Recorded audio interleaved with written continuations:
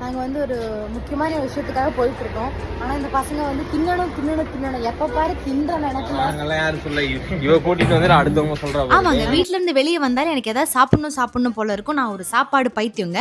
நான் வந்து ஃபர்ஸ்ட் ஒரு ஐஸ்கிரீம் வாங்கிட்டேன். அதுக்கப்புறம் போகிற வழியில் பிஸா ஹட்லேருந்து ஒரு பிஸா சாப்பிட்டேன். இதெல்லாம் சாப்பிட்டு நாங்கள் எங்கே போகிறோம் தாங்கன்னு யோசிக்கிறீங்க. ஹிந்துஸ்தான் காலேஜில் அசல் கௌராலும் ஹர்ஷன் வர்தனும் வராங்க. அவங்கள பார்க்குறதுக்காக நான் போகிற வழியில் ஒரு ஜூஸும் குடிச்சிட்டேன். ஏன்னா எனக்கு அப்பப்போ பசிக்குங்க, என்ன பண்ணுறது. அங்கே போனால் செம்மையாக இருந்துச்சுங்க. நிறைய இன்ஃப்ளூயன்சர்ஸ் வந்திருந்தாங்க. எல்லாரோட ஃபோட்டோஸ் வீடியோஸ் எல்லாம் எடுத்து செம்மையாக இன்ட்ராக்ட் பண்ணோம். அதுவும் இல்லாமல் பாட்டு டான்ஸ்ன்னு வேற மாதிரி வைப் இருந்துச்சுங்க. அசல் கோளாரெல்லாம் வேற மாதிரிங்க. அதுலேயும் ஹர்ஷவர்தனோட சாங்ஸ் நான் அவ்வளோ கேட்டதில்லை. பட் இந்த வாட்டி எனக்கு சூப்பராக இருந்துச்சு. எனக்கு அவரை ரொம்ப பிடிச்சிருந்துச்சு. வேற மாதிரி பண்ணிட்டாங்க.